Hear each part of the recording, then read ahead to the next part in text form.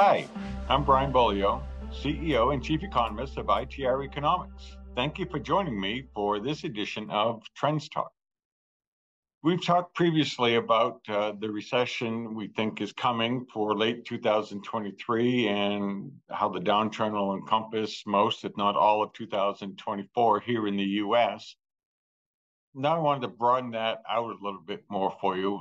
We've taken a look at Europe and their very high inflation, resulting high interest rates. The Fed their central bank rather, trying to reduce inflation by bringing down the rate of growth in the money supply they use, and we use an M1 version of money to track them.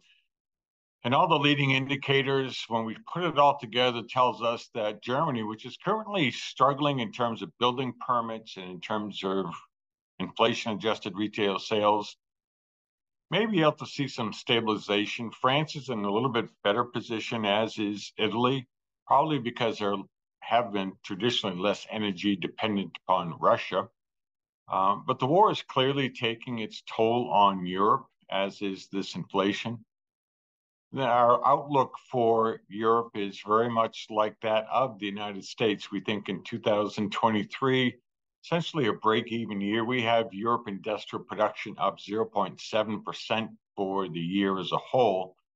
And that's a lot of it. That strength is coming from Eastern Europe, which is holding up relatively well so far.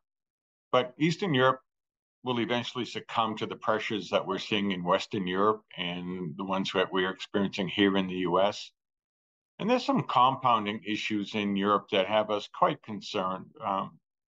Seems like they're going to be fine with their energy supplies going through this winter, the winter of 22 and January 23. But that may not be the case next winter.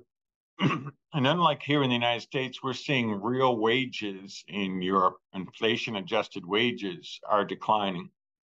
And that's even a downside risk to our forecast for 2023, and consistent with our expectations that 2024, like in the United States, will be a recessionary year.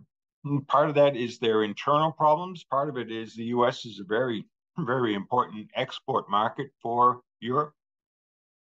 In late 2022, Europe overtook China in terms of where we get most of our imports from here in the United States.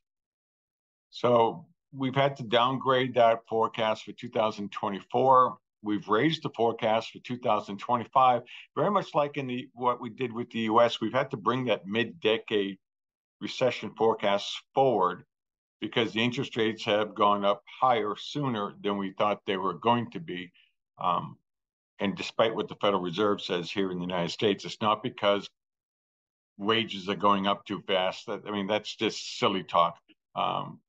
Our Federal Reserve pushed up interest rates because of their mistakes prior to 2022.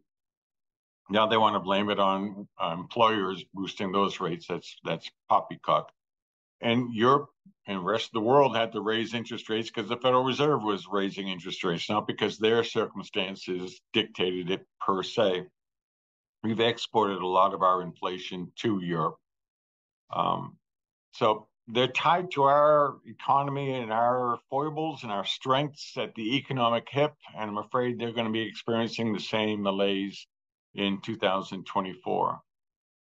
The next time we talk, I'll probably talk to you about China, because if the US is soft in 2024, if Europe is soft in 2024, and given that China is very much an export-driven economy, they're going to have some problems in 2024 beyond what seems to be a COVID issue here for 2023.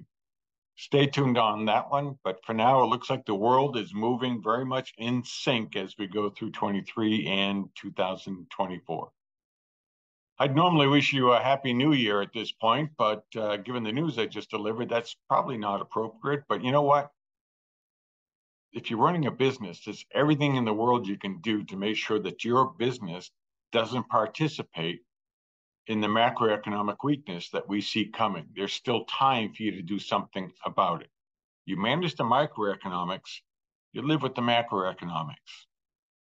Power on. Thank you very much. And I hope you do have a prosperous 2023.